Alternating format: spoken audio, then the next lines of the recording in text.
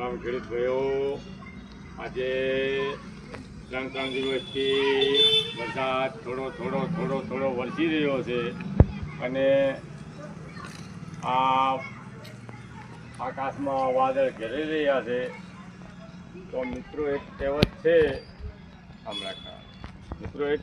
છે કે હારા હગ્ગાનો પાવઠો અને માગસર મહિનાનો માવઠો.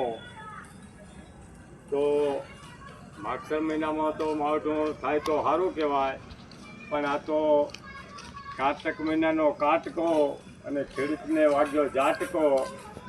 તો આ ઝાટકો તો ખેડૂતોને એટલો કાળજે વાગ્યો છે તો પેમાલ કરી નાખ્યા છે અને કાંઈ પણ રહેવા દીધું નથી. મિત્રો તમે જુઓ, આકાશમાં વાદળ ઘેરી રહ્યા છે ને ધીમો વરસી રહ્યો છે અને આજે